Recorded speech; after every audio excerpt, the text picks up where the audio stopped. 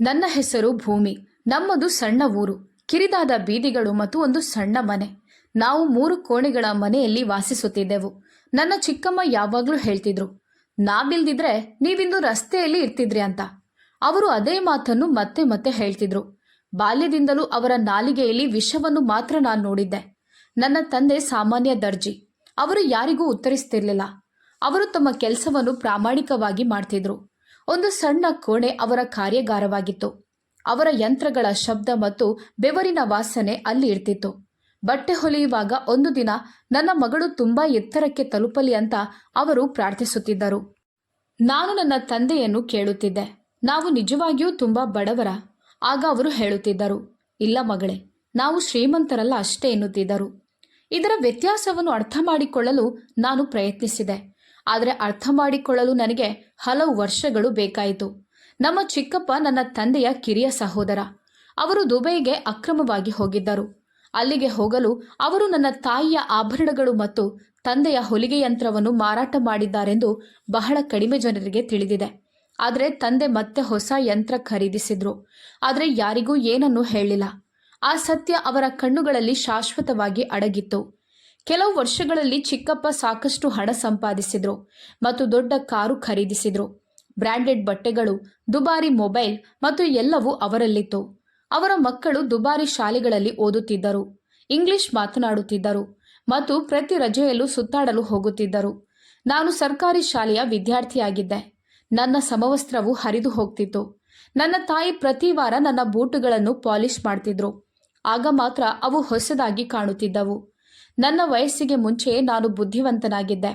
ಚಿಕ್ಕಮ್ಮನ ನಡವಳಿಕೆ ತುಂಬ ಕಟ್ಟುನಿಟ್ಟಾಗಿತ್ತು.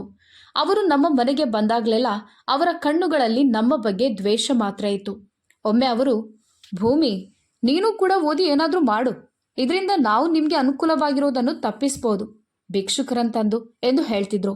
ನಾನು ಅವರ ಮಾತನ್ನು ಸದ್ದಿಲ್ಲದೆ ಕೇಳುತ್ತಲೇ ಇದ್ದೆ. ಆದರೆ ನಾನವರಿಗೆ ಯಾವುದೇ ಉತ್ತರವನ್ನು ನೀಡಲಿಲ್ಲ. ನನ್ನ ಚಿಕ್ಕಪ್ಪನ ಮನೆಯಲ್ಲಿ ಯಾವಾಗಲೂ ಸಾಕಷ್ಟು ವಿಜೃಂಭಣೆ ಇತ್ತು. ಚಿಕ್ಕಮ್ಮ ತುಂಬ ಸೊಕ್ಕಿನವಳು. ಒಮ್ಮೆ ನಾವು ಚಿಕ್ಕಪ್ಪನ ಮನೆಗೆ ಹೋದಾಗ ತಂದೆ ನಮ್ಮೊಂದಿಗೆ ಇದ್ರು. ನಾವು ಬಾಗಿಲು ತೆರೆದ ತಕ್ಷಣ ಚಿಕ್ಕಮ್ಮ ಹೇಳಿದ್ರು, ನಿಮ್ಮ ಬೂಟುಗಳು ಮತ್ತು ಚಪ್ಪಲಿಗಳನ್ನು ಹೊರಗೆ ತೆಗೆದು ಬಿಡಿ, ಇಲ್ದಿದ್ರೆ ನಮ್ಮ ಮನೆ ಕೊಳಕಾಗುತ್ತದೆ ಅಂತ ಹೇಳಿದ್ರು. ತಂದೆ ಏನೂ ಹೇಳಲಿಲ್ಲ. ಹೊರಗೆ ತಮ್ಮ ಬೂಟುಗಳನ್ನು ತೆಗೆದು ಒಳಗೆ ಹೋದರು. ಇದು ನಮಗೆ ಗೊತ್ತಿರುವ ವಿಷಯ ತಾನೆ, ಅವರಿಂದ ಇದನ್ನ ಹೇಳಿಸಿಕೊಳ್ಬೇಕಾ? ಆ ದಿನ ನನ್ನ ಹೃದಯದಲ್ಲಿ ಮೊಳೆಯಂತೆ ಕೆತ್ತಲ್ಪಟ್ಟಿತು. ಆ ದಿನ ನಾನು ನನಗೆ ನಾನೇ ಭರವಸೆ ನೀಡಿದ್ದೆ, ಒಂದು ದಿನ ಈ ಜನರು ನನ್ನ ಬಾಗಿಲಲ್ಲಿ ತಮ್ಮ ಬೂಟುಗಳನ್ನು ತೆಗೆದು ಕಾಲು ತೊಳೆದು ಬರಬೇಕು. ನಾನು ರಾತ್ರಿ ಪೂರ್ತಿ ಎಚ್ಚರವಾಗಿದ್ದು ಓದುತ್ತಿದ್ದೆ. ನಂತರ ನಾನು ನಿದ್ದೆ ಮಾಡುವಾಗ ಅಮ್ಮ ನನ್ನ ತಲೆಯನ್ನು ಮುದ್ದಿಸಿ ಹೇಳುತ್ತಿದ್ದರು, ಮಗಳೇ, ದೇವರು ನಿನ್ನನ್ನು ಯಾವಾಗಲೂ ಯಶಸ್ವಿಗೊಳಿಸಲಿ, ಆಗ ನಿನ್ನ ತಂದೆ ತಲೆ ಎತ್ತಿ ಬದುಕಬಹುದು ಅಂತ. ನನ್ನ ಹೃದಯ ಅನೇಕ ಬಾರಿ ಬಿಟ್ಟುಕೊಡುವ ಹಂತದಲ್ಲಿತ್ತು. ಆದರೆ ನನ್ನ ತಂದೆಯ ಮೌನ ತ್ಯಾಗಗಳು ನನ್ನನ್ನು ಎತ್ತಿ ಹಿಡಿದವು. ಚಿಕ್ಕಪ್ಪನ ಐಷಾರಾಮಿ ಜೀವನ, ಚಿಕ್ಕಮ್ಮನ ಅವಮಾನಗಳು ಮತ್ತು ಶಾಲಾ ಮಕ್ಕಳ ತಮಾಷೆಗಳು ಎಲ್ಲವನ್ನೂ ಅನುಭವಿಸುತ್ತಿದ್ದೆ. ಆದರೆ ಯಾವತ್ತೂ ನನ್ನ ಕನಸನ್ನು ಬಿಟ್ಟುಕೊಡಲಿಲ್ಲ. ತಾಯಿಯ ದೊಡ್ಡ ಸಮಸ್ಯೆ ಮನೆ ಪರಿಸ್ಥಿತಿಯಲ್ಲ, ಆದರೆ ಚಿಕ್ಕಮ್ಮನ ಮೂದಲಿಕೆ. ಒಂದು ದಿನ ನಾವು ಚಿಕ್ಕಮ್ಮನ ಮಕ್ಕಳೊಂದಿಗೆ ಆಟವಾಡುವಾಗ ಚಿಕ್ಕಮ್ಮ ತಂದೆಯ ಮುಂದೆ ಹೇಳಿದ್ರು, ನಿಮ್ಮ ಮಕ್ಕಳನ್ನು ನೀವು ಸರಿಯಾಗಿ ನೋಡ್ಕೊಳ್ಳಿ, ಯಾವಾಗಲೂ ನನ್ನ ಮಕ್ಕಳ ವಸ್ತುಗಳ ಮೇಲೆ ಕಣ್ಣಿಟ್ಟಿರ್ತಾರೆ. ನೀವು ಭಿಕ್ಷುಕರು ಮತ್ತು ಭಿಕ್ಷುಕರಾಗಿ ಇರ್ತೀರಿ. ಆಗ ನನ್ನ ತಂದೆ ತಲೆ ಬಾಗಿಸಿದ್ರು. ನಾನು ತಕ್ಷಣ ನನ್ನ ತಂಗಿಯ ಕೈ ಹಿಡಿದು ಅಲ್ಲಿಂದ ಎದ್ದು ನನ್ನ ಮನೆಗೆ ಬಂದೆ. ಈ ಸ್ಥಳ ನಮ್ಗಲ್ಲ ಅಂತ ನನಗೆ ಅರ್ಥವಾಯಿತು. ತಂದೆ ಪ್ರತಿ ಭಾನುವಾರ ಚಿಕ್ಕಮ್ಮನ ಮನೆಗೆ ಏನಾದರೂ ಕೊಡುತ್ತಿದ್ದರು. ಕೆಲವೊಮ್ಮೆ ಹಣ್ಣುಗಳು, ಕೆಲವೊಮ್ಮೆ ಬಟ್ಟೆ ಹೊಲಿದು ಕೊಡ್ತಿದ್ರು, ಕೆಲವೊಮ್ಮೆ ಬೇರೆ ಏನಾದರೂ. ಒಂದು ದಿನ ನಾನು ನನ್ನ ತಂದೆಯಲ್ಲಿ, ಅಪ್ಪ, ನಮ್ಮನ್ನವರು ಅವಮಾನಿಸಿದ್ರು, ನೀವು ಅವರ ಮನೆಗೆ ವಸ್ತುಗಳನ್ನು ಯಾಕೆ ತೆಗೆದುಕೊಂಡು ಹೋಗ್ತೀರಿ? ಆಗ ನನ್ನ ತಂದೆ ಇಷ್ಟು ಮಾತ್ರ ಹೇಳಿದ್ರು, ಮಗಳೇ, ಸಂಬಂಧವನ್ನು ಕೇವಲ ಹಣದಿಂದ ನಿರ್ವಹಿಸೋದಿಲ್ಲ, ಕರ್ತವ್ಯದಿಂದ ನಿರ್ವಹಿಸಲಾಗುತ್ತದೆ ಎಂದು ಹೇಳಿದರು. ಆ ಸಮಯದಲ್ಲಿ ನನಗೆ ಆ ಪದ ತುಂಬ ದೊಡ್ಡದಾಗಿತ್ತು. ಆದರೆ ನಾನು ಅದರ ಅರ್ಥವನ್ನು ಪ್ರತಿದಿನ ಕಲಿಯುತ್ತಿದ್ದೆ. ಒಂದು ದಿನ ಚಿಕ್ಕಮ್ಮ ನನ್ನ ಗಂಡ ದುಬೈಯಲ್ಲಿ ಸಂಪಾದಿಸಿ ಹಣ ಕಳಿಸ್ತಾರೆ, ನಿನ್ನ ತಂದೆ ಇಲ್ಲಿ ಬಟ್ಟೆ ಹೊಲಿಯೋದ್ರಿಂದ ಕಷ್ಟಪಟ್ಟು ಬದುಕ್ತಿದ್ದಾರೆ ಅಂತ ಹೇಳಿದ್ರು. ಆ ದಿನ ನನ್ನಮ್ಮ ಮೊದಲ ಬಾರಿಗೆ ಹೊಲಿಗೆ ಕೆಲಸ ಕೆಟ್ಟದ್ದಲ್ಲ, ನನ್ನ ಗಂಡ ಕಷ್ಟಪಟ್ಟು ಸಂಪಾದಿಸ್ತಿದ್ದಾರೆ, ಅವರು ಯಾರ ಮುಂದೆಯೂ ಭಿಕ್ಷೆ ಬೇಡ್ತಿಲ್ಲ, ನಮ್ಮ ಮಕ್ಕಳು ಇದರಿಂದಲೇ ಬೆಳೆಯುತ್ತಿದ್ದಾರೆ ಅಂತ ಉತ್ತರಿಸಿದರು. ಆಗ ಚಿಕ್ಕಮ್ಮ ಕೋಪದಿಂದ ಮುಖ ತಿರುಗಿಸಿದರು. ಒಂದು ದಿನ ಚಿಕ್ಕಮ್ಮನ ಮಗ ಮೋಹಿತ್ ನನ್ನ ಕೈಯಲ್ಲಿ ಇಂಗ್ಲಿಷ್ ಪುಸ್ತಕವನ್ನು ನೋಡಿ, ಹೇ, ಇಂಗ್ಲಿಷ್ ಒಂದು ಕಲಿಯೋ ವಿಷಯನಾ? ನಾವು ಫ್ರೆಂಚ್ ಕಲಿಯುತ್ತಿದ್ದೇವೆ ಅಂತ ಹೇಳಿದ. ನಾನು ಮುಗುಳ್ನಗುತ್ತಾ, ಯಾವುದೇ ಭಾಷೆಯಾಗಿದ್ರೂ ಪರವಾಗಿಲ್ಲ, ಶಿಕ್ಷಣವಿದ್ರೆ ಪ್ರತಿಯೊಂದು ಭಾಷೆಯೂ ಸುಲಭ ಅಂತ ಹೇಳಿದೆ. ಅವನು ನಗಲು ಪ್ರಾರಂಭಿಸಿದ ಮತ್ತು ಸಣ್ಣ ಜನರು ಮಾತ್ರ ಇದನ್ನೆಲ್ಲ ಹೇಳ್ತಾರೆ ಅಂತ ಹೇಳಿದ. ಆ ದಿನ ನಾನು ಅರಿತುಕೊಂಡೆ, ಅವರು ನಮ್ಮ ಪರಿಸ್ಥಿತಿಯನ್ನು ಮಾತ್ರ ನೋಡಿ ನಗೋದಿಲ್ಲ, ನಮ್ಮ ಕನಸುಗಳನ್ನು ನೋಡಿಯೂ ನಗುತ್ತಾರೆ ಎಂದು. ಅದೇ ವರ್ಷ ಚಿಕ್ಕಮ್ಮ ತಮ್ಮ ಮನೆಯಲ್ಲಿ ಒಂದು ಕಾರ್ಯಕ್ರಮವನ್ನು ಆಯೋಜಿಸಿದರು. ಆಗ ಅವರು ಎಲ್ಲರನ್ನೂ ಆಹ್ವಾನಿಸಿದರು. ಕಾರ್ಯಕ್ರಮದ ದಿನ ನಾವೆಲ್ಲರೂ ಹೋದಾಗ ಅವರು ಬಾಗಿಲಲ್ಲೇ ನಿಂತು ಹೇಳಿದರು, ನೀವು ಬರ್ತೀರಿ ಅಂತ ನಮಗೆ ತಿಳಿದಿರಲಿಲ್ಲ. ಹೇಗೂ ನಿಮ್ಮಂಥ ಜನರು ಬಂದಾಗ ನಮ್ಮ ಅತಿಥಿಗಳ ಮುಂದೆ ನಮಗೆ ತುಂಬ ಅವಮಾನವಾಗುತ್ತದೆ. ಇದನ್ನು ಕೇಳಿ ಅಮ್ಮ ನಮ್ಮೆಲ್ಲರನ್ನೂ ಹಿಂದಕ್ಕೆ ಕಳುಹಿಸಿದ್ರು. ಪ್ರತಿಯೊಂದು ಅವಮಾನ ಮತ್ತು ಪ್ರತಿಯೊಂದು ನಕಾರಾತ್ಮಕ ಕಾಮೆಂಟ್ ನನಗೆ ಏಣಿಯಾಗುತ್ತದೆ ಎಂದು ನಾನು ಮತ್ತೊಂದು ನಿರ್ಧಾರ ತೆಗೆದುಕೊಂಡೆ. ನನ್ನ ತಾಯಿ ನನ್ನ ಚಿಕ್ಕಮ್ಮನ ಮಾತುಗಳಿಗೆ ವಿಷಾದಿಸುತ್ತಿದ್ದರು ಮತ್ತು ನೀವು ಅವರಂತೆ ಆಗಬಾರ್ದು ಅಂತ ಹೇಳ್ತಿದ್ರು. ನಾನಾಗ ಅಮ್ಮನಿಗೆ ಹೇಳಿದೆ, ಅಮ್ಮ, ನಾವು ಅವರಂತೆ ಆಗೋದಿಲ್ಲ, ಆದರೆ ನಾವು ನಮ್ಮನ್ನು ಅವರ ಮುಂದೆ ಸಾಬೀತುಪಡಿಸಬೇಕು. ಆ ದಿನದ ನಂತರ ನನ್ನ ಶಿಕ್ಷಣವೇ ನನಗೆ ಎಲ್ಲವೂ ಅಂತ ನಾನು ಪರಿಗಣಿಸಿದೆ. ನಾನು ಸರ್ಕಾರಿ ಶಾಲೆಯ ವಿದ್ಯಾರ್ಥಿಯಾಗಿ ಹೆಸರು ಗಳಿಸಬೇಕೆಂದು ನಿರ್ಧರಿಸಿದ್ದೆ. ಭಿಕ್ಷುಕ ಎಂದರೆ ಹಣವಿಲ್ಲದವನಲ್ಲ, ಕೆಟ್ಟ ಮನಸ್ಥಿತಿ ಹೊಂದಿರುವವನು ಅಂತ ನಾನೆಲ್ಲರಿಗೂ ತೋರಿಸಬೇಕೆಂದುಕೊಂಡೆ. ನನ್ನ ಪ್ರೌಢಶಾಲಾ ಫಲಿತಾಂಶಗಳು ಬಂದವು. ನನಗೆ ಸಂತೋಷವಾಯಿತು. ಸರಳವಾದ ಅಂಕಪಟ್ಟಿ ಸರಳವಾದ ಕಾಗದದ ತುಂಡಾಗಿತ್ತು, ಆದರೆ ನನಗೆ ಅದು ನಿಧಿಯ ಕೀಲಿಕೈಯಂತಿತ್ತು. ನನ್ನ ತಂದೆ ತಾಯಿ ನನ್ನನ್ನು ತುಂಬ ಪ್ರೀತಿಯಿಂದ ಆಶೀರ್ವದಿಸಿದರು. ನನ್ನ ತಂದೆ ಸ್ವಲ್ಪ ಹೊತ್ತು ಮೌನವಾಗಿದ್ದರು ಮತ್ತು ನಂತರ, ಈಗ ನಾವು ಭವಿಷ್ಯದ ಬಗ್ಗೆ ಯೋಚಿಸಬೇಕು ಅಂತ ಹೇಳಿದರು. ಪ್ರಶ್ನೆ ಏನಂದರೆ, ನಾನು ಮುಂದೆ ಹೇಗೆ ಓದುವುದು? ಈಗಾಗಲೇ ವಿದ್ಯುತ್, ಗ್ಯಾಸ್ ಮತ್ತು ಪಡಿತರ ವೆಚ್ಚಗಳನ್ನು ಕಷ್ಟದಿಂದ ಪೂರೈಸಲಾಗುತ್ತಿತ್ತು. ಕೋಚಿಂಗ್ ತರಗತಿಗಳು ಮತ್ತು ಕಾಲೇಜು ಶುಲ್ಕಗಳು, ಪುಸ್ತಕಗಳು ಇವೆಲ್ಲವೂ ನಮಗೆ ಕನಸಿನಂತೆ ಇದ್ದವು. ತಂದೆಯ ಕಣ್ಣುಗಳು ನನ್ನ ಪುಸ್ತಕಗಳ ಮೇಲೆ ನೆಟ್ಟಿದ್ದವು. ಅವರು ಅದನ್ನು ಒಂದು ಹೊರೆಯಾಗಿ ನೋಡುತ್ತಿದ್ದರು. ನಾನು ಅವರ ಹೊರೆಯನ್ನು ಕಡಿಮೆ ಮಾಡಲು ನಿರ್ಧರಿಸಿದೆ. ನೀವು ಚಿಂತಿಸಬೇಕಾಗಿಲ್ಲ, ನಾನೇ ಎಲ್ಲವನ್ನು ರೆಡಿ ಮಾಡುತ್ತೇನೆ ಅಂತ ಅವರಿಗೆ ಹೇಳಿದೆ. ತಂದೆ ನನ್ನ ಕಣ್ಣುಗಳನ್ನು ನೋಡುತ್ತಾ ತಮ್ಮ ಮಗಳು ನಿಜವಾಗಿಯೂ ಇದನ್ನು ಮಾಡಲು ಸಾಧ್ಯವೇ ಅಂತ ಮನಸ್ಸಿನಲ್ಲಿ ಕೇಳುತ್ತಿದ್ದರು. ನಂತರ ಅವರು ನಿಧಾನವಾಗಿ ಹೇಳಿದರು, ನೀನು ಏನು ಮಾಡಿದ್ರೂ ಅದನ್ನು ನಿನ್ನ ಪೂರ್ಣ ಹೃದಯದಿಂದ ಮಾಡು. ನಾನು ಮನೆಯ ಮೂಲೆಯ ಕೋಣೆಯನ್ನು ನನ್ನ ಅಧ್ಯಯನ ಸ್ಥಳವನ್ನಾಗಿ ಮಾಡಿಕೊಂಡೆ. ಅದೇ ಹಳೆಯ ಫ್ಯಾನ್, ಮರದ ಮೇಜು ಮತ್ತು ಮುರಿದ ಕುರ್ಚಿ. ಕನಸುಗಳು ಎಂದಿಗೂ ಅಪೂರ್ಣವಲ್ಲ, ಅವುಗಳನ್ನು ಬಿಡಲು ಸಾಧ್ಯವಿಲ್ಲ ಅಂತ ನಾನೊಂದು ರಿಜಿಸ್ಟರ್ನಲ್ಲಿ ದೊಡ್ಡ ಅಕ್ಷರಗಳಲ್ಲಿ ಬರೆದಿಟ್ಟೆ. BA ಮಾಡುತ್ತಿದ್ದ ನನ್ನ ತಂದೆಯ ಸ್ನೇಹಿತನ ಮಗಳ ಬಳಿ ಕೆಲವು ಹಳೆಯ ಪುಸ್ತಕಗಳಿದ್ದವು. ನಾನು ಅವಳ ಬಳಿ ಅಧ್ಯಯನಕ್ಕಾಗಿ ಹೋಗುತ್ತಿದ್ದೆ. ಅವಳು ತನ್ನ ಎಲ್ಲ ಪುಸ್ತಕಗಳನ್ನು ನನಗೆ ಕೊಟ್ಟಳು ಮತ್ತು ಅಧ್ಯಯನದಲ್ಲಿಯೂ ನನಗೆ ಸಹಾಯ ಮಾಡಿದಳು. ಅವಳು ನನ್ನನ್ನು ತುಂಬ ಹೊಗಳುತ್ತಿದ್ದಳು ಮತ್ತು ನಿನಗೆ ಸಾಧಿಸುವ ಕಿಚ್ಚಿದೆ, ಒಂದು ದಿನ ನೀನು ಖಂಡಿತವಾಗಿಯೂ ಯಶಸ್ವಿಯಾಗುತ್ತೀಯಾ ಅಂತ ಹೇಳುತ್ತಿದ್ದಳು. ಅವಳು ನನ್ನಲ್ಲಿ, ನೀನು ಏನಾಗಬೇಕು ಅಂತ ಬಯಸ್ತೀಯಾ ಎಂದು ಕೇಳಿದಳು. ನಾನು IPS ಆಗಬೇಕು ಅಂತ ಬಯಸುತ್ತೇನೆಂದು ಹೇಳಿದೆ. ಆಗ ಅವಳು ಹೇಳಿದಳು, ಅಂಥ ಕನಸುಗಳು ಶ್ರೀಮಂತರಿಗೆ ಮಾತ್ರ, ನಿನ್ನ ಮನೆಯ ಪರಿಸ್ಥಿತಿನೂ ಸರಿಯಿಲ್ಲ. ಹಾಗಿದ್ದಲ್ಲಿ ನೀನು ನಿನ್ನ ಕನಸನ್ನು ಹೇಗೆ ನನಸಾಗಿಸ್ತೀಯಾ? ಆಗ ನಾನು ನನ್ನ ಮೇಲೆ ಮತ್ತು ದೇವರ ಮೇಲೆ ನಂಬಿಕೆ ಇಟ್ಟಿದ್ದೇನೆ ಮತ್ತು ಇದು ನನ್ನ ದೊಡ್ಡ ಶಕ್ತಿ ಅಂತ ನಾನು ಹೇಳಿದೆ. ನಾನು ಆ ದಿನ ನಿರ್ಧರಿಸಿದೆ, IPS ಆಗುವ ನನ್ನ ಕನಸು ಇನ್ನು ಮುಂದೆ ಕೇವಲ ಆಸೆಯಲ್ಲ, ಒಂದು ಉದ್ದೇಶ ಎಂದು ನಾನು ನಿರ್ಧರಿಸಿದ್ದೆ. ನಾನು ನನ್ನ ಅಧ್ಯಯನವನ್ನು ಮುಂದುವರಿಸುತ್ತಿದ್ದೇನೆ ಎಂದು ಚಿಕ್ಕಮ್ಮನಿಗೆ ತಿಳಿದಾಗ ಅವರು ಮತ್ತೆ ತೀಕ್ಷ್ಣವಾದ ಹೇಳಿಕೆಯ ಬಾಣವನ್ನು ಹಾರಿಸಿದರು ಮತ್ತು ಭಿಕ್ಷುಕರು IPS ಅಧಿಕಾರಿಯಾಗುವ ಕನಸು ಕಾಣಬಾರ್ದು, ನಿದ್ರೆಗೆ ಭಂಗ ಬರುತ್ತದೆ ಮತ್ತು ಎಲ್ಲವೂ ವ್ಯರ್ಥವಾಗುತ್ತದೆ ಅಂತ ಹೇಳಿದರು. ಈ ಬಾರಿ ನಾನು ಮೌನವಾಗಲಿಲ್ಲ. ಎಚ್ಚರವಾಗುವ ವ್ಯಕ್ತಿ ಮಾತ್ರ ಕನಸುಗಳನ್ನು ಕಾಣುತ್ತಾನೆ, ಆದರೆ ನಿದ್ದೆ ಮಾಡುವವನಿಗೆ ನೆರಳುಗಳು ಮಾತ್ರ ಕಾಣುತ್ತವೆ ಅಂತ ನಾನು ಹೇಳಿದೆ. ಚಿಕ್ಕಮ್ಮ ಸ್ವಲ್ಪ ಸಮಯದವರೆಗೆ ಮೌನವಾದರು, ಆದರೆ ಅವರ ಕಣ್ಣುಗಳಲ್ಲಿ ಒಂದು ನಗು ಅಡಗಿತ್ತು. ಅವರು ನಗುತ್ತಿದ್ದಾರೆ ಎಂದು ನನಗೆ ತಿಳಿದಿತ್ತು, ಆದರೆ ಈ ನಗು ಮುಜುಗರಕ್ಕೆ ತಿರುಗುವ ಸಮಯ ಬರುತ್ತದೆ ಎಂದು ನಾನು ಮನಸ್ಸಿನಲ್ಲೇ ಅಂದುಕೊಂಡೆ. ನನ್ನ ಅಧ್ಯಯನ ಮುಂದುವರಿಯಿತು. ಹೆಚ್ಚು ಅಧ್ಯಯನ ಮಾಡೋದ್ರಿಂದ ನನ್ನ ಮನಸ್ಸು ಮೌನವಾಗುತ್ತದೆ. ನಾನು ಆಕಾಶವನ್ನು ನೋಡಿ, ಒಂದು ದಿನ ನಾನು ಈ ಆಕಾಶವನ್ನು ಮುಟ್ಟುತ್ತೇನೆ ಎಂದು ನನ್ನೊಳಗೆ ಹೇಳಿಕೊಳ್ಳುತ್ತಿದ್ದೆ. ನಮ್ಮ ನಗರದಲ್ಲಿ ಒಂದು ಸಣ್ಣ ಪಟ್ಟಣವಿತ್ತು.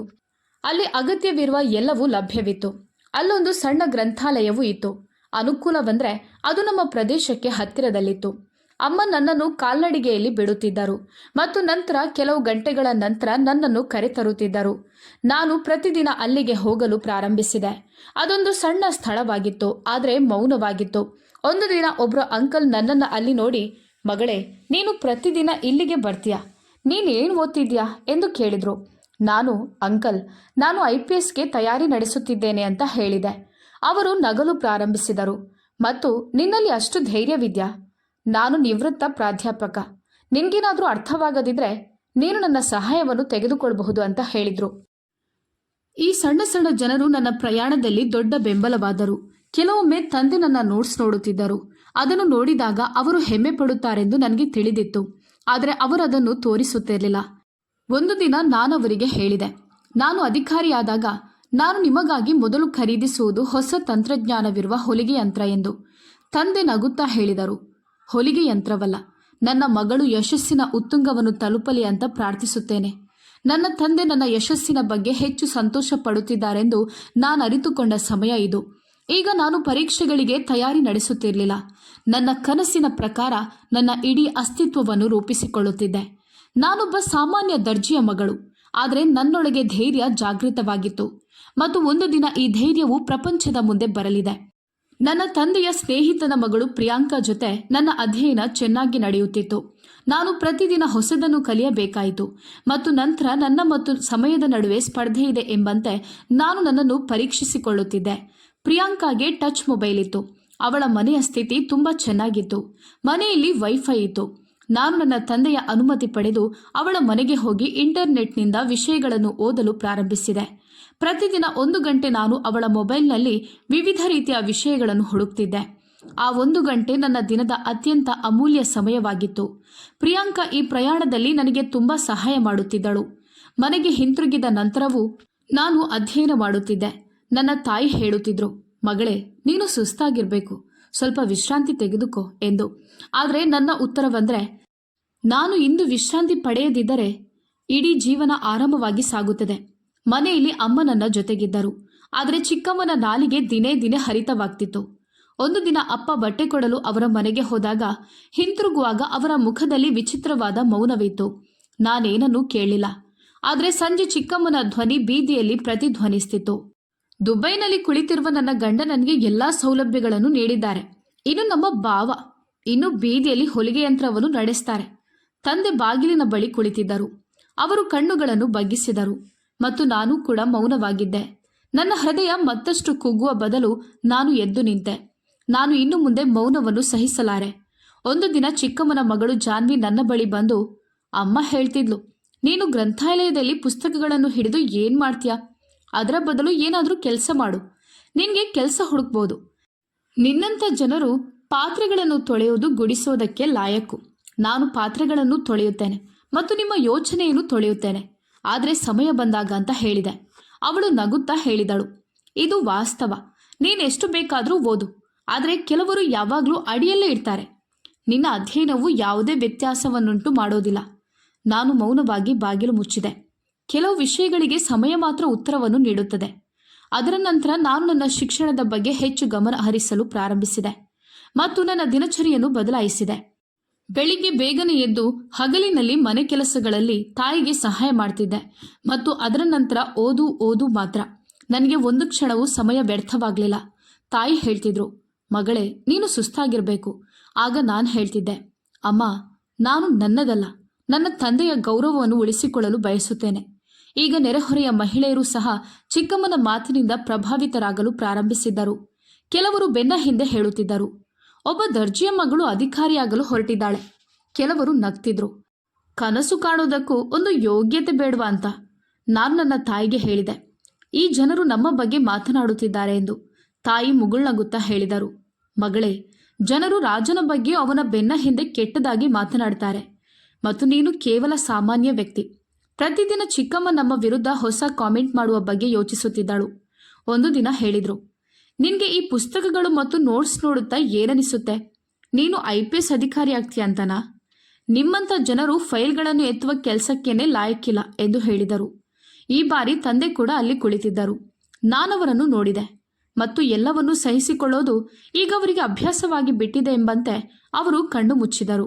ರಾತ್ರಿ ನಾನು ತಂದೆಯನ್ನು ಕೇಳಿದೆ, ಚಿಕ್ಕಮ್ಮನ ಕಹಿ ಮಾತುಗಳಿಗೆ ನೀವು ಯಾಕೆ ಉತ್ತರಿಸ್ತಿಲ್ಲ? ಆಗ ಅವರು ಮೃದುವಾಗಿ ಹೇಳಿದರು, ಮಗಳೇ, ಉತ್ತರವು ಧ್ವನಿಯನ್ನು ಜೋರಾಗಿ ಮಾಡುತ್ತದೆ, ಸ್ಥಾನವನ್ನಲ್ಲ. ಮತ್ತು ನನಗೆ ನಿನ್ನ ಮೇಲೆ ಸಂಪೂರ್ಣ ನಂಬಿಕೆ ಇದೆ. ತಂದೆ ನನ್ನ ಮೇಲೆ ತುಂಬ ನಂಬಿಕೆ ಇದೆ ಅಂತ ಬಹಿರಂಗವಾಗಿ ಹೇಳಿದಾಗ ಮೊದಲ ಬಾರಿಗೆ ಪ್ರಪಂಚದ ಎಲ್ಲ ಶಕ್ತಿಯನ್ನು ಯಾರೋ ನನ್ನ ಕೈಯಲ್ಲಿ ನೀಡಿದ್ದಾರೆ ಅಂತ ನನಗೆ ಅನ್ನಿಸ್ತು.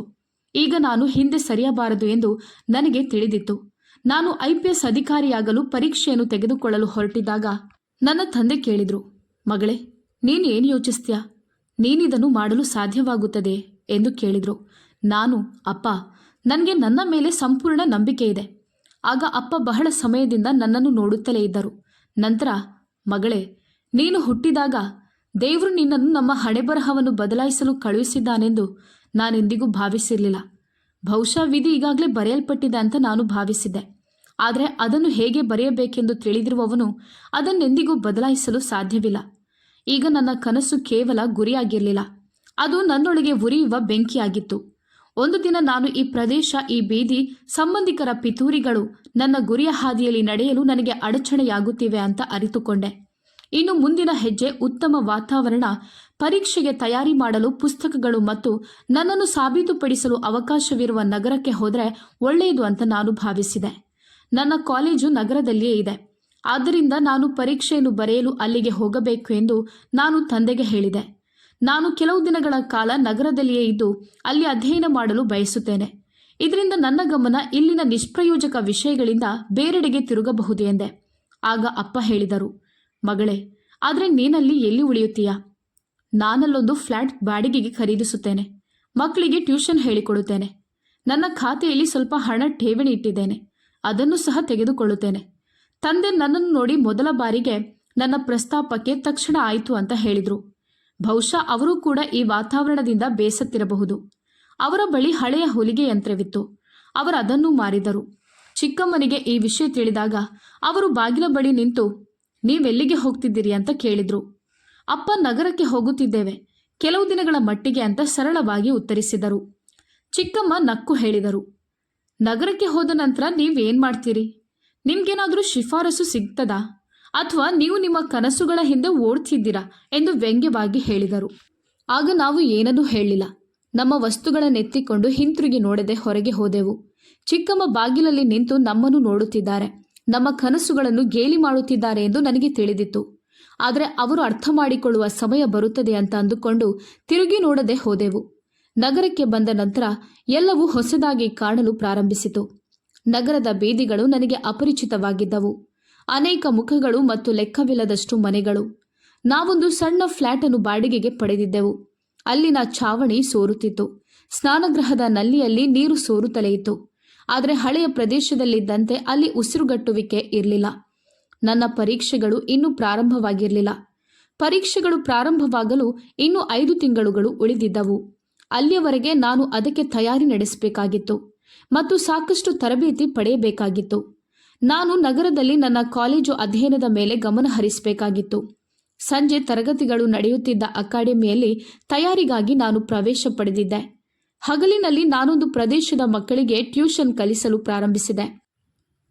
ಕೆಲವೊಮ್ಮೆ ನಾನು ರಾತ್ರಿ 1 ಅಥವಾ 2 ಗಂಟೆಗಳ ಕಾಲ ಗ್ರಂಥಾಲಯದಲ್ಲಿ ಕುಳಿತುಕೊಳ್ಳುತ್ತಿದ್ದೆ. ಮತ್ತೊಂದೆಡೆ ನನ್ನ ತರಬೇತಿಯು ನಡೆಯುತ್ತಿತ್ತು. ನನ್ನ ಪ್ರಪಂಚವು ಇದರಲ್ಲೇ ಸೀಮಿತವಾಗಿತ್ತು. ಆದರೆ ನನ್ನ ಉದ್ದೇಶ ಸ್ಪಷ್ಟವಾಗುತ್ತಿತ್ತು. 2-3 ದಿನಗಳ ನಂತರ ನನಗೆ ಪ್ರಿಯಾಂಕಾಳಿಂದ ಕರೆ ಬಂತು. ನೀನು ತರಬೇತಿಗಾಗಿ ನಗರಕ್ಕೆ ಹೋಗಿದ್ದೀಯಂತ ನಾನು ಕೇಳಲ್ಪಟ್ಟೆ. ಇದು ಬಹಳ ಒಳ್ಳೆಯ ವಿಷಯ. ಅಂದ ಹಾಗೆ ಇಲ್ಲಿರುವ ಎಲ್ಲರೂ ನಿಮ್ಮನ್ನು ತುಂಬ ಮಿಸ್ ಮಾಡಿಕೊಳ್ತಿದ್ದಾರೆ. ನೀನು ಇಷ್ಟು ಬೇಗ ಹೊರಡ್ತಿದ್ದೀಯಾ ಅಂತ ನನಗೆ ಹೇಳಲೇ ಇಲ್ಲ. ಹೊರಡುವ ಮೊದಲು ನೀನು ನನ್ನನ್ನು ಒಮ್ಮೆ ಭೇಟಿ ಆಗ್ಬೋದಿತ್ತು. ಆಗ ನಾನು ಹೇಳಿದೆ, ಪ್ರಿಯಾಂಕಾ, ನಾನಿಲ್ಲಿಗೆ ಪರೀಕ್ಷೆಗಳಿಗೆ ಮಾತ್ರ ಬಂದಿಲ್ಲ, ಸಂಪೂರ್ಣವಾಗಿ ನನ್ನನ್ನು ಸಿದ್ಧಪಡಿಸಿಕೊಳ್ಳಲು ಬಂದಿದ್ದೇನೆ ಅಂತ ಹೇಳಿದೆ. ನನ್ನ ಪರೀಕ್ಷೆಗಳು ಯಶಸ್ವಿಯಾಗಲಿ ಅಂತ ನನಗಾಗಿ ಪ್ರಾರ್ಥಿಸು. ನಗರದಲ್ಲಿ ಯಾರಿಗೂ ನಾನು ಎಲ್ಲಿಂದ ಬಂದಿದ್ದೇನೆ, ನಾನು ಯಾವ ಕುಟುಂಬಕ್ಕೆ ಸೇರಿದವಳು ಅಂತ ಯಾರಿಗೂ ತಿಳಿದಿಲ್ಲ. ನಾನು ನನ್ನನ್ನು ಸಮಯಕ್ಕೆ ಒಪ್ಪಿಸಿದ್ದೆ ಮತ್ತು ಈಗ ನನ್ನ ಫಲಿತಾಂಶಗಳು ಮಾತ್ರ ಮಾತನಾಡುತ್ತವೆ ಅಂತ ನಿರ್ಧರಿಸಿದ್ದೆ. ಅಧ್ಯಯನದ ವಾತಾವರಣವು ತುಂಬ ಭಿನ್ನವಾಗಿತ್ತು. ಇಲ್ಲಿ ಜನರು ಕೇವಲ ಸಂಖ್ಯೆಗಳ ಹಿಂದೆ ಅಲ್ಲ, ಅವರು ಸ್ಪರ್ಧೆಯಲ್ಲಿದ್ದರು. ಎಲ್ಲವನ್ನೂ ಅಳೆಯಲಾಗುತ್ತಿತ್ತು. ತರಬೇತಿಯ ಸಮಯದಲ್ಲಿ ನಾನು ಬಹಳಷ್ಟು ಸಮಸ್ಯೆಗಳನ್ನು ಎದುರಿಸುತ್ತಿದ್ದೆ. ಆದರೆ ನಾನು ಧೈರ್ಯ ಕಳೆದುಕೊಳ್ಳಲಿಲ್ಲ ಮತ್ತು ನನ್ನಿಂದ ಸಾಧ್ಯವಾದಷ್ಟು ಯಶಸ್ವಿಯಾಗಲು ಪ್ರಯತ್ನಿಸಿದೆ. ನಾನು ಇಲ್ಲಿಗೆ ಬಂದಿರುವುದು ಕಷ್ಟಪಟ್ಟು ಕೆಲಸ ಮಾಡಲು ಮಾತ್ರವಲ್ಲ, ನನ್ನನ್ನು ಸಾಬೀತುಪಡಿಸಲು ಎಂದು ನಿರ್ಧರಿಸಿದ್ದೇನೆ. ಕಾಲೇಜಿನಲ್ಲಿ ನಾನು ಸುನೈನಾ ಎಂಬ ಹುಡುಗಿಯನ್ನು ಭೇಟಿಯಾದೆ. ಅವಳು ದೊಡ್ಡ ಅಧಿಕಾರಿಯ ಮಗಳು ಮತ್ತು ತುಂಬ ಶ್ರೀಮಂತ ಕುಟುಂಬದಿಂದ ಬಂದವಳು. ನಾವಿಬ್ಬರೂ ಒಟ್ಟಿಗೆ ಗ್ರೂಪ್ ಸ್ಟಡಿ ಮಾಡಲು ಪ್ರಾರಂಭಿಸಿದೆವು. ಒಂದು ದಿನ ನಾನವಳಿಗೆ ಹೇಳಿದೆ, ನಿನಗೆ ಇಲ್ಲಿ ಎಲ್ಲವೂ ಇದೆ, ನೀನೇನೂ ಮಾಡುವ ಅಗತ್ಯವಿಲ್ಲ. ಆದರೂ ನೀನ್ಯಾಕೆ ಕಷ್ಟಪಟ್ಟು ಕೆಲಸ ಮಾಡ್ತೀಯಾ? ಅವಳು ನಗಲು ಪ್ರಾರಂಭಿಸಿದಳು ಮತ್ತು ಸ್ಪರ್ಧೆಯನ್ನು ಶಿಫಾರಸು ಮಾಡೋದ್ರಿಂದ ಗೆಲ್ಲೋದಲ್ಲ, ತಯಾರಿಯಿಂದ ಗೆಲ್ಲಬೇಕು ಅಂತ ಹೇಳಿದಳು. ನನ್ನ ಅಧ್ಯಯನದ ಸಮರ್ಪಣೆಯನ್ನು ನೋಡಿ, ಸುನೈನಾ, ನೀನೊಬ್ಳು ಪರ್ಫೆಕ್ಟ್ ಫ್ರೆಂಡ್. ನೀನು ನಿನ್ನ ಪರೀಕ್ಷೆಯಲ್ಲಿ ಯಶಸ್ವಿ ಆಗ್ತೀಯಾ ಮತ್ತು ಒಂದು ದಿನ ನೀನು ನಗರದ ದೊಡ್ಡ IPS ಅಧಿಕಾರಿ ಆಗ್ತೀಯಾ ಅಂತ ಹೇಳಿದಳು. ಹೌದು, ನಾನೆಲ್ಲವನ್ನೂ ಕಲಿತಿದ್ದೇನೆ. ನನ್ನ ತಯಾರಿಯು ಪೂರ್ಣಗೊಂಡಿದೆ ಅಂತ ನಾನು ಹೇಳಿದೆ. ನಾನು ಯಶಸ್ವಿಯಾಗಬೇಕೆಂದು ನನಗಾಗಿ ಪ್ರಾರ್ಥಿಸು. ಯಾಕಂದರೆ ನಾನು ನನ್ನ ತಂದೆ ಹೆಮ್ಮೆಯಿಂದ ತಲೆ ಎತ್ತುವಂತೆ ಮಾಡಲು ಬಯಸುತ್ತೇನೆ. ನನ್ನ ತಂದೆಯನ್ನು ಇಡೀ ನೆರೆಹೊರೆಯವರು ಗೌರವಿಸಬೇಕೆಂದು ನಾನು ಬಯಸುತ್ತೇನೆ. ನನ್ನ ತಂದೆಯನ್ನು ಟೈಲರ್ ಎಂದು ಕೀಳಾಗಿ ಕಾಣುವವರಿಗೆ ಒಬ್ಬ ಟೈಲರ್ ತನ್ನ ಮಗಳನ್ನು ತನ್ನ ಕಠಿಣ ಪರಿಶ್ರಮದಿಂದ IPS ಅಧಿಕಾರಿಯನ್ನಾಗಿ ಮಾಡಬಹುದು ಅಂತ ನಾನು ತೋರಿಸಲು ಬಯಸುತ್ತೇನೆ. ನನ್ನ ಮಾತುಗಳನ್ನು ಕೇಳಿ ಅವಳು ಮುಗುಳ್ನಗುತ್ತಾ, ನಿನ್ನಂಥವರು ಮಾತ್ರ ಭವಿಷ್ಯದಲ್ಲಿ ಯಶಸ್ವಿಯಾಗುತ್ತಾರೆ ಅಂತ ಹೇಳಿದಳು. ನಾನು ನನ್ನ ಡೈಲಿ ರೂಟೀನ್ ರೆಡಿ ಮಾಡಿಕೊಂಡಿದ್ದೆ. ನಾನು ಬೆಳಗ್ಗೆ ಓದುತ್ತಿದ್ದೆ, ಸಂಜೆ ನನ್ನ ಫ್ಲ್ಯಾಟ್ನ ಎಲ್ಲ ಕೆಲಸಗಳನ್ನು ಮಾಡ್ತಿದ್ದೆ ಮತ್ತು ರಾತ್ರಿಯಲ್ಲಿ ನನ್ನ ಮನೆಯವರೊಂದಿಗೆ 1 ಗಂಟೆ ಫೋನ್ನಲ್ಲಿ ಮಾತನಾಡುತ್ತಿದ್ದೆ. ನನ್ನ ತಾಯಿ ಹೇಳ್ತಿದ್ರು, ಮಗಳೇ, ಈ ನಗರವು ನಿನ್ನನ್ನು ಬದಲಾಯಿಸುವುದಿಲ್ಲ ತಾನೆ? ಆಗ ನಾನು, ಇಲ್ಲ ಅಮ್ಮ, ಈ ನಗರವು ಬಾಲ್ಯದಿಂದಲೂ ನಾನು ಏನಾಗಬೇಕು ಅಂತ ಬಯಸಿದ್ದೆನೋ ಅದನ್ನು ಮಾಡುತ್ತಿದೆ ಎಂದು ಹೇಳ್ತಿದ್ದೆ. ನನ್ನ ಹೆತ್ತವರು ನಾನಿಲ್ಲದೆ 1 ವಾರವೂ ಬದುಕಲು ಸಾಧ್ಯವಿಲ್ಲ. ಅವರು ತಮ್ಮ ವಸ್ತುಗಳನ್ನು ಪ್ಯಾಕ್ ಮಾಡಿ ನನ್ನ ಫ್ಲ್ಯಾಟ್ನಲ್ಲಿ ನನ್ನೊಂದಿಗೆ ವಾಸಿಸಲು ಬಂದರು. ಅವರು ಹೇಳಿದರು, ಮಗಳೇ, ನಾವಿಲ್ಲದೆ ನೀನು ನಿನ್ನನ್ನು ನೋಡಿಕೊಳ್ಳಲು ಸಾಧ್ಯವಿಲ್ಲ ಅಂತ ನಮಗೆ ತಿಳಿದಿದೆ. ಈಗ ನೀನು ನಮಗೆ ಒಬ್ಳೆ. ನಿನ್ನನ್ನು ಬಿಟ್ಟು ಈ ಜಗತ್ತಿನಲ್ಲಿ ನಮಗೆ ಬೇರೆ ಯಾರಿದ್ದಾರೆ? ಅದಕ್ಕಾಗಿ ನಾವು ನಿನ್ನ ಬಳಿಗೆ ಬಂದಿದ್ದೇವೆ. ತಂದೆ ಒಂದು ಸೆಕೆಂಡ್ ಹ್ಯಾಂಡ್ ಹೊಲಿಗೆ ಯಂತ್ರವನ್ನು ತನ್ನೊಂದಿಗೆ ತಂದಿದ್ದರು. ಮರುದಿನವೇ ಅವರು ತಮ್ಮ ಹೊಲಿಗೆ ಯಂತ್ರವನ್ನು ಸೆಟಪ್ ಮಾಡಿಸಿ ಅದನ್ನು ರಿಪೇರಿ ಮಾಡಲು ಪ್ರಾರಂಭಿಸಿದರು. ಆಗ ನಾನು, ಅಪ್ಪ, ನೀವಿಲ್ಲಿ ಯಾರಿಗಾಗಿ ಬಟ್ಟೆ ಹೊಲಿಯುತ್ತಿದ್ದೀರಿ ಅಂತ ಕೇಳಿದೆ. ಈ ಪ್ರದೇಶದ ಒಬ್ಬ ಮಹಿಳೆ ತನ್ನ ಮನೆಯಲ್ಲಿ ಮದುವೆ ಇದೆ ಅಂತ ಹೇಳಿದಾಳೆ. ನಾನು ಟೈಲರ್ ಮತ್ತು ನಾನು ತುಂಬ ಚೆನ್ನಾಗಿ ಹೊಲಿಗೆ ಮಾಡುತ್ತೇನೆ ಅಂತ ಅವಳಿಗೆ ಹೇಳಿದೆ. ಆಗ ಅವಳು, ಸರಿ, ಹಾಗಾದ್ರೆ ನಮ್ಮ ಮನೆಯ ಎಲ್ಲ ಮದುವೆಯ ಬಟ್ಟೆಗಳನ್ನು ನಿಮಗೆ ನೀಡುತ್ತೇವೆ ಅಂತ ಹೇಳಿದ್ಲು. ಈಗ ನೀನು ಇಲ್ಲಿಗೆ ಓದಲು ಬಂದಿರುವೆ ಮತ್ತು ನಾವು ಕೂಡ ನಿನ್ನ ಹಿಂದೆ ಬಂದಿದ್ದೇವೆ. ಹೀಗಿದ್ಮೇಲೆ ನಾವು ಹೇಗೆ ಬದುಕೋದು? ನಾನು ಕೂಡ ಏನಾದರೂ ಮಾಡಬೇಕಲ್ವ ಮಗಳೇ? ಆಗ ನಾನು ಮುಗುಳ್ನಗುತ್ತಾ ಉತ್ತರಿಸಿದೆ, ಇನ್ನು ಸ್ವಲ್ಪ ಸಮಯ ಅಪ್ಪ, ಆಮೇಲೆ ನೀವು ಹೊಲಿಯುವುದಲ್ಲ, ಹೆಮ್ಮೆಯಿಂದ ನಡೆಯುತ್ತೀರಿ. ಆಗ ಅಮ್ಮ ಹೇಳಲಾರಂಭಿಸಿದ್ಲು, ಮಗಳೇ, ನೀನು ನಿನ್ನ ಮನಸ್ಸಿನಲ್ಲಿ ಇಷ್ಟೊಂದೆಲ್ಲ ಅಧ್ಯಯನದ ವಿಷಯಗಳನ್ನು ಹೇಗೆ ಇಟ್ಟುಕೊಳ್ತೀಯಾ? ಆಗ ನಾನು ಹೇಳಿದೆ, ಅಮ್ಮ, ನನ್ನೊಳಗೆ ಯಶಸ್ಸಿಗೆ ತುಂಬ ಜಾಗವಿದೆ. ಇದು ಕೇವಲ ಸಮಯದ ವಿಷಯ. ನಾವಿಲ್ಲಿಗೆ ಬಂದಿದ್ದೇವೆ ಅಂತ ಸ್ಥಳೀಯ ಹೆಚ್ಚಿನ ಜನರಿಗೆ ತಿಳಿದಿರಲಿಲ್ಲ. ಯಾವಾಗಲೂ ಏನಾದರೂ ಕೇಳುತ್ತಿದ್ದವರು ಈಗ ತಮ್ಮ ಮನೆಗಳಲ್ಲಿ ಸುಮ್ಮನೆ ಕುಳಿತಿದ್ದಾರೆ. ಒಮ್ಮೆ ಪ್ರಿಯಾಂಕ ನನಗೆ ಕರೆ ಮಾಡಿ, ನಿನ್ನ ಚಿಕ್ಕಮ್ಮ ಎಲ್ಲರಲ್ಲೂ ನಿನ್ನ ತಂದೆ ಸಾಲದ ಕಾರಣ ಹಳ್ಳಿ ಬಿಟ್ಟು ನಗರಕ್ಕೆ ಹೋಗಿದ್ದಾರೆ ಅಂತ ಸ್ಥಳೀಯರೆಲ್ಲರಿಗೂ ಹೇಳಿದ್ದಾರೆ ಅಂತ ಹೇಳಿದ್ಲು. ಆಗ ನಾನು, ಅವರು ಸರಿಯಾದ ಕೆಲಸನೇ ಮಾಡಿದ್ದಾರೆ. ಸಾಲ ಹೌದು, ಆದರೆ ಹಣದ ಸಾಲವಲ್ಲ, ಗೌರವದ ಸಾಲ, ಮತ್ತು ನಾನದನ್ನು ಮರುಪಾವತಿಸಲು ಇಲ್ಲಿಗೆ ಬಂದಿದ್ದೇನೆ ಅಂತ ನಾನು ಹೇಳಿದೆ. ಈಗ ನನ್ನ ದಿನ ತರಬೇತಿ, ಟ್ಯೂಷನ್ ಮತ್ತು ನನ್ನನ್ನು ನಾನು ಸುಧಾರಿಸಿಕೊಳ್ಳೋದ್ರಲ್ಲಿ ಕಳೆಯುತ್ತಿತ್ತು. ತಂದೆ ಮತ್ತು ತಾಯಿ ನನ್ನೊಟ್ಟಿಗೆ ಇದ್ದರು ಮತ್ತು ಅವರ ಕಣ್ಣುಗಳಲ್ಲಿ ನನಗೆ ಆತ್ಮವಿಶ್ವಾಸ ಕಾಣುತ್ತಿತ್ತು. IPS ಅಧಿಕಾರಿಗಳ ತರಬೇತಿ ಇಲ್ಲಿ ನಡೆಯೋದ್ರಿಂದ ನಾವಿಲ್ಲಿ ಬೆಂಗಳೂರಲ್ಲಿ ತುಂಬ ಸಂತೋಷವಾಗಿದ್ದೆವು. ನನ್ನ ಹೆತ್ತವರ ದೃಷ್ಟಿಯಲ್ಲಿ ವರ್ಷಗಳಿಂದ ಕಾಣದ ಆ ನಿರಾತಂಕವನ್ನು ನಾನು ನೋಡಿದೆ. ಇಲ್ಲಿ ತರಬೇತಿ ಪಡೆಯುತ್ತಾ 3 ತಿಂಗಳುಗಳು ಕಳೆಯಿತು. ತಯಾರಿಯ ವೇಗ ಸುಧಾರಿಸುತ್ತಿತ್ತು ಮತ್ತು ನನ್ನ ತಂದೆ ಮತ್ತು ತಾಯಿ ಕೂಡ ಹೊಸ ವಾತಾವರಣದಿಂದ ಸ್ವಲ್ಪ ಮಟ್ಟಿಗೆ ಸಂತೋಷಪಟ್ಟರು. ಇಲ್ಲಿನ ಜನರು ನನ್ನ ತಂದೆಯಿಂದ ಬಟ್ಟೆಗಳನ್ನು ಹೊಲಿಯಲು ಪ್ರಾರಂಭಿಸಿದ್ದರು ಮತ್ತು ಕೆಲವು ಖರ್ಚುಗಳನ್ನು ನನ್ನ ಟ್ಯೂಷನ್ ಮೂಲಕ ಪೂರೈಸಲಾಗುತ್ತಿತ್ತು. ಮನೆಯಲ್ಲಿ ಶಾಂತಿ ಇತ್ತು. ಆದರೆ ಒಂದು ದಿನ ಬಂದಿತು. ಆ ದಿನ ಎಲ್ಲ ಶಾಂತಿಯು ಶಬ್ದವಿಲ್ಲದೆ ಮುರಿದು ಹೋದಂತೆ ತೋರುತ್ತಿತ್ತು. ಆ ದಿನ ನಾನು ಓದುತ್ತಿದ್ದಾಗ ನನ್ನ ತಂದೆಗೆ ಒಂದು ಕರೆ ಬಂತು. ನಂಬರ್ ನೋಡಿದಾಗ ಅವರ ಕಣ್ಣುಗಳಲ್ಲಿ ಸ್ವಲ್ಪ ಆಶ್ಚರ್ಯ ಕಾಣಿಸಿತು. ಅದು ನನ್ನ ಚಿಕ್ಕಪ್ಪನ ನಂಬರ್. ಹಲವು ವರ್ಷಗಳ ನಂತರ ಅವರು ತಮ್ಮ ಅಣ್ಣನನ್ನು ನೆನಪಿಸಿಕೊಂಡಿದ್ದರು. ಕೇವಲ 2 ನಿಮಿಷಗಳ ಮಾತುಕತೆ ನಡೆಯಿತು. ಅಪ್ಪ ಕರೆಯನ್ನು ಸ್ವೀಕರಿಸಿ ಅವರೊಂದಿಗೆ ಮಾತನಾಡಿದರು. ಅವರು ತಲೆಯಾಡಿಸಿ, ಇದು ತುಂಬ ಒಳ್ಳೆಯ ವಿಷಯ, ಅಭಿನಂದನೆಗಳು ಎಂದು ಫೋನನ್ನು ಸ್ಥಗಿತಗೊಳಿಸುವಾಗ ತಂದೆ ಇಷ್ಟು ಹೇಳಿ ನಂತರ ಅವರು ಮೌನವಾದರು. ನಾನು ತಂದೆಯನ್ನು ಕೇಳಿದೆ, ಏನಾಯಿತು? ಆಗ ಅಪ್ಪ ಹೇಳಿದರು, ಮಗಳೇ, ಮೋಹಿತ್ SP ಆಗಿದ್ದಾನೆ. ಈ ಸಂತೋಷದಲ್ಲಿ ಅವರು ಪಾರ್ಟಿಯನ್ನು ಆಯೋಜಿಸಿ ಎಲ್ಲರನ್ನೂ ಆಹ್ವಾನಿಸಿದ್ದಾರೆ. ಆಗ ನಾನು ಹೇಳಿದೆ, ಹೌದಾ, ನಮ್ಮನ್ನು ಕರೆದ್ರಾ? ಆಗ ತಂದೆ ನಮ್ಮಿಂದ ದೂರ ನೋಡುತ್ತಾ, ಇಲ್ಲ, ಅವರು ನಮ್ಮನ್ನು ಕರೆದಿಲ್ಲ. ಬಹುಶಃ ನಾವೀಗ ಅವರಿಂದ ಬಹಳ ದೂರದಲ್ಲಿ ವಾಸಿಸುತ್ತಿದ್ದೇವೆ. ಮತ್ತೀಗ ಅವರು ನಮ್ಮನ್ನು ತಮ್ಮ ಸಂಬಂಧಿಕರು ಅಂತ ಪರಿಗಣಿಸುವುದಿಲ್ಲ ಅಂತ ಹೇಳಿದರು. ಇದನ್ನು ಕೇಳಿದ ಕೋಣೆಯಲ್ಲಿ ಮೌನವಿತ್ತು. ನನ್ನಮ್ಮ ಸ್ವಲ್ಪ ಸಮಯದ ನಂತರ, ಸರಿ, ಮೋಹಿತ್ಗೆ ಅಭಿನಂದನೆಗಳು. ಅವರು ನಮ್ಮನ್ನು ಕರೆಯದಿದ್ರೂ ಪರವಾಗಿಲ್ಲ. ಆದರೆ ನೀವು ಅವರ ದೊಡ್ಡಪ್ಪ ಅಲ್ವಾ, ನಿಮ್ಮನ್ನು ಅವರಿಗೆ ಕರಿಬಹುದಿತ್ತು. ಆಯಿತು ಬಿಡಿ, ಅದು ಅವರ ಇಷ್ಟ ಎಂದರು. ಅಮ್ಮ ತನ್ನನ್ನು ಸಮಾಧಾನ ಪಡಿಸಿಕೊಳ್ಳುತ್ತಿದ್ದಾರೆಂದು ನನಗೆ ತಿಳಿದಿತ್ತು ಮತ್ತು ತಂದೆ ಮತ್ತೊಮ್ಮೆ ತಾಳ್ಮೆಯಿಂದ ಕುಳಿತಿದ್ದರು. ಆದರೆ ಆ ದಿನ ಏನೋ ಬದಲಾಗಿತ್ತು. ತಂದೆಯ ಮುಖದಲ್ಲಿ ಸಾಮಾನ್ಯ ಗಂಭೀರತೆ ಇರಲಿಲ್ಲ. ಬಾಗಿಲು ಮುಚ್ಚಿದಂತೆ ಖಾಲಿತನವಿತ್ತು. ಸಂಜೆ ತಾಯಿ ನನ್ನನ್ನು ಊಟಕ್ಕೆ ಕರೆಯಲು ಬಂದಾಗ ತಂದೆ ತುಂಬ ಶಾಂತವಾಗಿ ಕುಳಿತಿರುವುದನ್ನು ನಾನು ನೋಡಿದೆ. ಅವರು ಊಟ ಮಾಡುತ್ತಿರಲಿಲ್ಲ. ನಂತರ ಇದ್ದಕ್ಕಿದ್ದಂತೆ ಅವರ ಕಣ್ಣುಗಳಲ್ಲಿ ನೀರು ಬಂತು. ಮೋಹಿತ್ ಚಿಕ್ಕವನಾಗಿದ್ದಾಗ ಮತ್ತು ಅವನು ಶಾಲೆಗೆ ಹೋಗಲು ಆಸಕ್ತಿ ಹೊಂದಿದ್ದಾಗ ನಾನೇ ನನ್ನ ಗಳಿಕೆಯಿಂದ ಅವನನ್ನು ಶಾಲೆಗೆ ಸೇರಿಸಿದೆ ಮತ್ತು ಅವನಿಗೆ ಪುಸ್ತಕಗಳನ್ನು ಖರೀದಿಸಿದೆ ಎಂದು ಅವರು ಹೇಳಿದರು. ನಿನ್ನ ಚಿಕ್ಕಪ್ಪ ದುಬೈಗೆ ಹೋಗಲು ತಯಾರಿ ನಡೆಸ್ತಿದ್ರು. ಜಾನ್ವಿ ಅಡ್ಮಿಷನ್ ಸಮಯದಲ್ಲಿಯೂ ಹಣ ಕಡಿಮೆಯಾಗಿತ್ತು. ಆಗ ನಾನು ನನ್ನ ಎಲ್ಲ ಖರ್ಚುಗಳನ್ನು ಬಿಟ್ಟು ಮೊದಲು ಅವರ ಕೆಲಸವನ್ನು ಪೂರ್ಣಗೊಳಿಸಿದೆ. ಬಹುಶಃ ನಾನು ಅವನಿಂದ ಏನನ್ನೂ ನಿರೀಕ್ಷಿಸಬಾರ್ದಿತ್ತು. ನಾನು ಅಪ್ಪನಲ್ಲಿ ಹೇಳಿದೆ, ನೀವು ಮಾಡಿದ್ದು ನಿಮ್ಮ ದೊಡ್ಡತನದಿಂದ, ಆದರೆ ದುಃಖಿಸುವ ಮೂಲಕ ಅವರ ಸಣ್ಣತನಕ್ಕೆ ಬೆಲೆ ಯಾಕೆ ಪಾವತಿಸ್ತೀರಾ? ತಂದೆ ಮೃದುವಾಗಿ ಹೇಳಿದರು. ಮಗಳೇ, ಇತರರು ನಿನ್ನನ್ನು ಗುರುತಿಸಿದ್ರೂ ಇಲ್ಲದಿದ್ರೂ ಸಂಬಂಧಗಳನ್ನು ಉಳಿಸಿಕೊ. ಕೆಲವೊಮ್ಮೆ ಹೃದಯ ನೋಯುತ್ತದೆ. ಮರುದಿನ ಮೋಹಿತ್ ತನ್ನ ಮನೆಯಲ್ಲಿ ನಡೆದ ಪಾರ್ಟಿಯ ಫೋಟೋಗಳನ್ನು ಸಾಮಾಜಿಕ ಮಾಧ್ಯಮದಲ್ಲಿ ಅಪ್ಲೋಡ್ ಮಾಡಿದನು. ಅವರ ಇಡೀ ಕುಟುಂಬ ತುಂಬ ಸಂತೋಷದಿಂದ ಕಾಣುತ್ತಿತ್ತು. ನಮ್ಮ ಎಲ್ಲ ಸಂಬಂಧಿಕರು ಕೂಡ ಅಲ್ಲಿ ಹಾಜರಿದ್ದರು. ಅಲ್ಲಿ ಇಲ್ಲದೆ ಇದ್ದದ್ದು ನಾವು ಮಾತ್ರ ಆಗಿದ್ದೆವು. ಪ್ರಿಯಾಂಕಾ ನನಗೆ ಮೆಸೇಜ್ ಕಳುಹಿಸಿದಳು. ನಿನ್ನ ಚಿಕ್ಕಪ್ಪ ನಿಮ್ಮನ್ನು ಆಹ್ವಾನಿಸಲಿಲ್ವಾ? ಎಲ್ಲರೂ ನಿಮ್ಮ ಬಗ್ಗೆ ಮಾತನಾಡ್ತಿದ್ರು.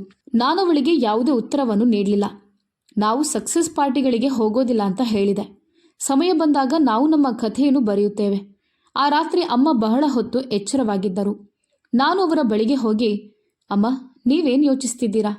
ಆಗ ಅವರು ಹೇಳಿದರು, ಹೌದು ಮಗಳೇ, ನಾನು ಯೋಚಿಸ್ತಿದ್ದೇನೆ. ನಮ್ಮನ್ನವರು ಕರೆದಿದ್ರೆ ಅವರದ್ದು ಗಂಟೇನಾದರೂ ಹೋಗ್ತಿತ್ತಾ? ಏನಾಗ್ತಿತ್ತು ಕರೆದಿದ್ರೆ? ನಿಮ್ಮ ತಂದೆ ತಮ್ಮ ಸಂಬಂಧಿಕರನ್ನು ತುಂಬ ಗೌರವಿಸ್ತಿದ್ರು. ಇಂದು ನಮ್ಮ ಸ್ಥಿತಿ ಕೆಟ್ಟದಾಗಿರೋದ್ರಿಂದ ಎಲ್ಲ ಸಂಬಂಧಿಕರು ನಮ್ಮನ್ನು ಬಿಟ್ಟು ಹೋಗಿದ್ದಾರೆ. ನಾನು ನನ್ನ ತಾಯಿಯ ಹೆಗಲ ಮೇಲೆ ಕೈಯಿಟ್ಟು, ಅಮ್ಮ, ಇವರೆಲ್ಲರೂ ನಮ್ಮ ಮನೆ ಬಾಗಿಲಿಗೆ ಬರುವ ದಿನ ಬರುತ್ತದೆ. ತಂದೆ ಸುಮಾರು 1 ವಾರದಿಂದ ತನ್ನ ಸಹೋದರ ಅಥವಾ ಸೋದರಳಿಯನ ಬಗ್ಗೆ ಮಾತನಾಡಲಿಲ್ಲ. ಅವರು ಪ್ರತಿದಿನ ಹೊಲಿಗೆ ಕೆಲಸ ಮಾಡ್ತಿದ್ರು. ಸಂಜೆ ಚಹಾದೊಂದಿಗೆ ಪತ್ರಿಕೆ ಓದುತ್ತಿದ್ದರು. ಅವರು ತಮ್ಮದೇ ಚಿಂತೆಯನ್ನು ಹೆಚ್ಚು ಓದುತ್ತಿದ್ದಾರೆ ಮತ್ತು ಸುದ್ದಿಗಳನ್ನು ಓದುತ್ತಿಲ್ಲ ಎಂದು ನನಗೆ ಅನ್ನಿಸ್ತು. ಒಂದು ದಿನ ನಾನು ಪತ್ರಿಕೆಯನ್ನು ಅವರ ಮುಂದೆ ಇಟ್ಟು ಕೇಳಿದೆ, ಅಪ್ಪ, ಒಂದು ದಿನ ನಾನು ನನ್ನ ಫೋಟೋ ಇರುವ ಈ ಪತ್ರಿಕೆಯಲ್ಲಿ ಸುದ್ದಿಯಾದರೆ ನಿಮಗೆ ಹೇಗನಿಸುತ್ತದೆ? ಅವರು ಸ್ವಲ್ಪ ಹೊತ್ತು ನನ್ನತ್ತ ನೋಡಿ ನಂತರ ನಿಧಾನವಾಗಿ ಹೇಳಿದರು, ಮಗಳೇ, ಆಗ ನಾನು ಈ ಪತ್ರಿಕೆಯನ್ನು ಬಹಳ ಎಚ್ಚರಿಕೆಯಿಂದ ಇಟ್ಟುಕೊಳ್ಳುತ್ತೇನೆ. ಇದರಿಂದ ನನ್ನ ಜೀವನದುದ್ದಕ್ಕೂ ನನ್ನ ಸಂತೋಷದ ಪಾಲು ಸುರಕ್ಷಿತವಾಗಿ ಉಳಿಯುತ್ತದೆ. ಮೋಹಿತ್ನ ಯಶಸ್ಸು ಮತ್ತು ನಮ್ಮ ಅಜ್ಞಾನದಿಂದ ಉಂಟಾದ ಆ ಗಾಯಗಳನ್ನು ಗುಣಪಡಿಸುವ ಸಮಯ ಈಗ ನನ್ನ ಪರೀಕ್ಷೆಯ ಸಮಯ ಎಂದು ನನಗೆ ತಿಳಿದಿತ್ತು. ಪರೀಕ್ಷೆಯ ಸಮಯ ಹತ್ತಿರ ಬರುತ್ತಿದ್ದಂತೆ ಅಕಾಡೆಮಿಯಲ್ಲಿ ನನ್ನ ತರಬೇತಿ ಮುಗಿಯುತ್ತಿತ್ತು.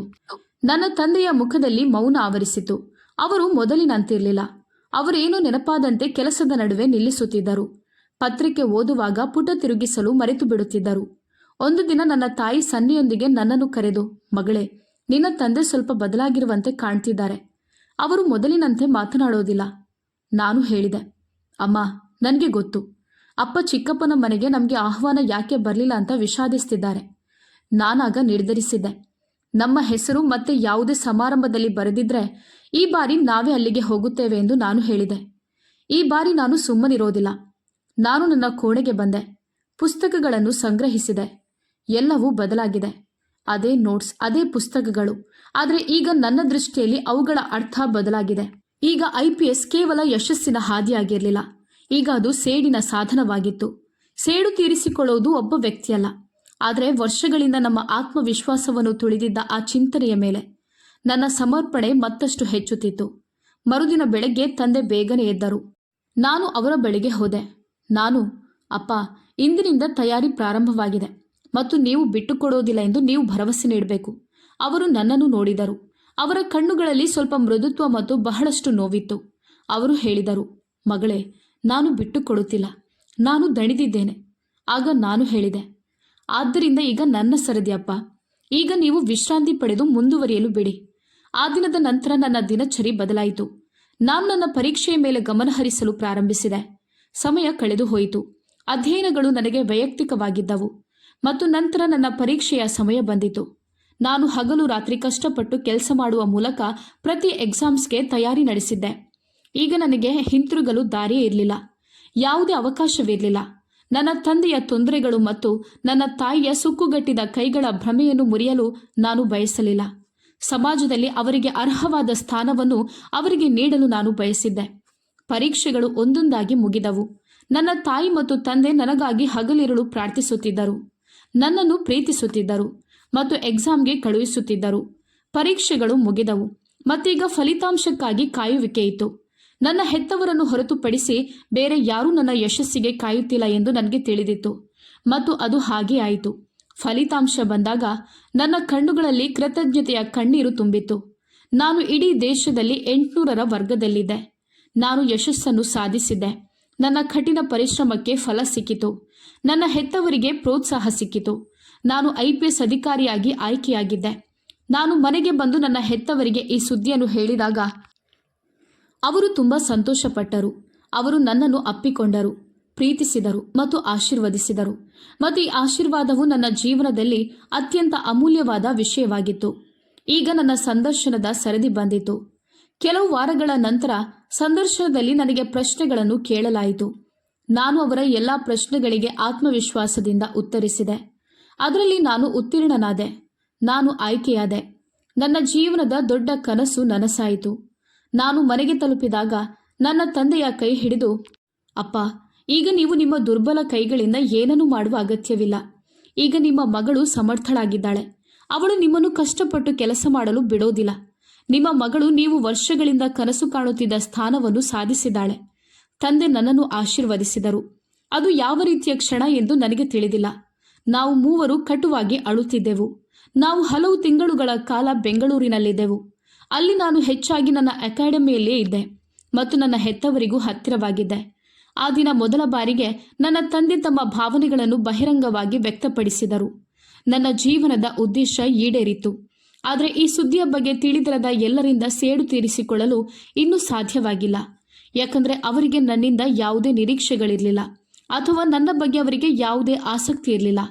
ಮೋಹಿತ್ನ ಯಶಸ್ಸಿನ ನಂತರ ನಮ್ಮ ಎಲ್ಲ ಸಂಬಂಧಿಕರಲ್ಲಿ ಹೊಸ ಆಚರಣೆ ಪ್ರಾರಂಭವಾದಂತೆ ಭಾಸವಾಯಿತು.